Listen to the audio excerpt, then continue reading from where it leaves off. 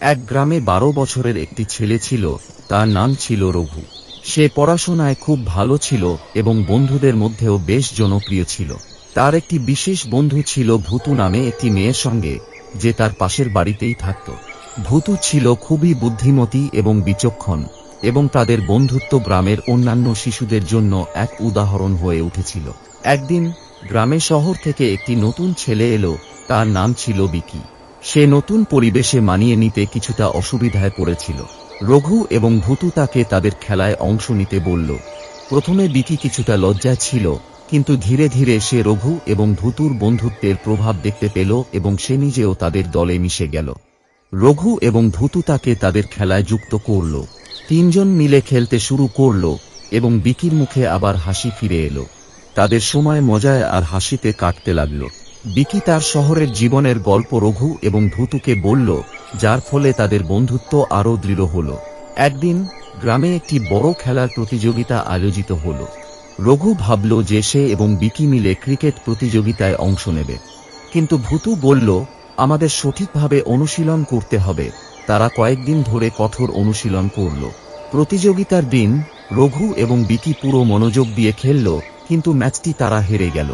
রঘু খুব হতাশ হল, কিন্তু ভূতু তাকে বোঝালো, জয় এবং পরাজয় জীবনের অংশ।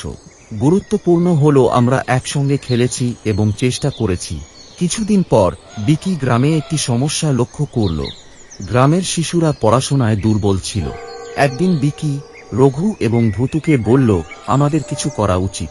তারা একটি পাঠদল গঠন করল, যেখানে তারা শিশুদের পড়াতে শুরু করল। ধীরে ধীরে গ্রামের শিশুরা পড়াশোনায় ভালো করতে লাগল। সবাই তাদের পরিশ্রমের প্রশংসা করল। এটা দেখে বিকির মনে শান্তি এলো এবং সে বুঝল যে সত্যিকারের বন্ধুত্ব শুধু নিজের জন্য নয়, বরং অন্যদের জন্য হয়। একদিন গ্রামে একটি উৎসব এলো। সব শিশু একসঙ্গে প্রস্তুতি নিচ্ছিল। বিকিকে একটি কঠিন কাজ দেওয়া হলো, একটি নৃত্য প্রদর্শনী পরিচালনা করতে হবে। কিন্তু কিছুদিন পর বিকি অসুস্থ হয়ে পড়ল। রঘু এবং ভূতু তার যত্ন নিল। তারা শুধু তাকে সাহায্য করল না, বরং নৃত্যেরও পুরো প্রস্তুতি নিল। যখন উৎসবের দিন এলো, বিকি তার অসুস্থতা সত্ত্বেও নৃত্য প্রদর্শনীতে অংশ নিল। তিনজন মিলে অসাধারণ প্রদর্শনী করল এবং সবাই তাদের প্রশংসা করল। এই অভিজ্ঞতা বিকিকে শিখিয়েছিল যে সত্যিকারের বন্ধুত্বে একে অপরকে সমর্থন করা কতটা গুরুত্বপূর্ণ। রঘু এবং ভূতু তাকে অনুপ্রাণিত করেছিল যে কিভাবে কঠিন সময়ের মোকাবিলা করতে হয়।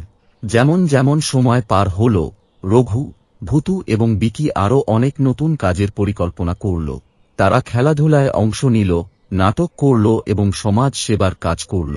তাদের বন্ধুত্ব আরও মজবুত হয়ে উঠল। কয়েক বছর পর যখন তারা বড় হল, রঘু সিদ্ধান্ত নিল যে সে তার গ্রামে একটি স্কুল খুলবে।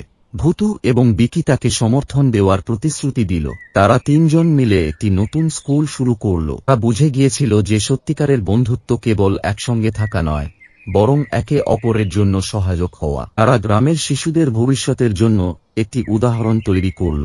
এই গল্পটি আমাদের শেখায় যে সত্যিকারের বন্ধুত্ব মানে শুধু আনন্দ করা নয়, বরং কঠিন সময়ে একে অপরের পাশে থাকা। বন্ধুত্বে সহানুভূতি, বোঝাপড়া এবং একে অপরকে সাহায্য করার মনোভাব থাকে, যা জীবনকে আরও সুন্দর করে তোলে।